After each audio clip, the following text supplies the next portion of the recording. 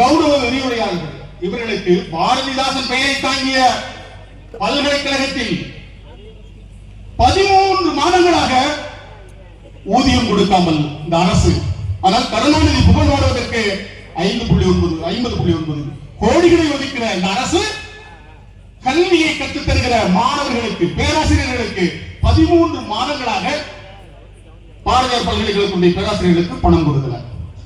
கௌரவ விரிவுரையாளர்கள் சொல்லிட்டு தற்காலிக பேராசிரியர்கள் தமிழகத்திலே 7000 பேருக்கு மேல இருக்கிறாங்க. 25,000 தான் ஊதியம் கொடுத்துட்டு இருக்கிறாங்க. 50,000 அதை அதிகரித்து கொடு என்று அவர்கள் கோரிக்கை வைக்கிறார்கள். பல்கலைக்கழக மானிய குழு அதை கொடு என்று சொல்லுகிறது, மறுக்கிறது இந்த திராவிட அரசு. நீதிமன்றம் சொல்லுகிறார்கள் கொடு அவர்களுக்கு 50,000 என்று. ஆனால் அதையும் மறுத்து இன்றைக்கு அவர்களை போராட தூண்டிக்கிட்டு இருக்கிறது இந்த திராவிட அரசு. இதற்கெல்லாம் தீர்வு நாம் தமிழர் கட்சி ஆட்சிக்கு வருகிற போது எத்தனையோ சிக்கல்கள் இருக்கிறது. அத்தனை சிக்கல்களிலும் ஒரே நாள் நாங்கள் இருந்து நாடு நல்லுக்குள் உங்களுடைய கோரிக்கையை நாங்கள் அரங்கேற்றி கொடுப்போம். உங்களுடைய கோரிக்கையை நாங்கள் நிறைவேற்றி கொடுக்கக்கூடிய கட்சியாக, ஆட்சியாக நாம் தமிழர் கட்சியுடைய ஆட்சி அமையும். இதை கல்வியாளர்கள் புரிந்து கொள்ள வேண்டும். இதை மழுங்கடிப்பதற்கு ஒரு சூழ்ச்சியை செய்யறாங்க.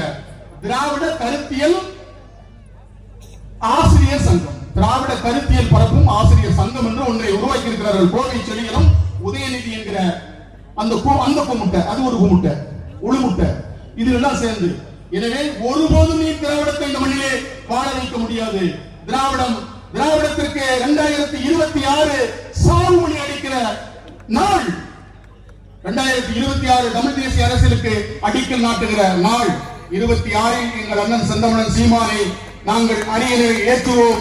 அந்த உறுதியை ஏற்று உழைப்பெடுப்போம் என்று சொல்லி விடைபெறுகிறேன். நன்றி, வணக்கம்.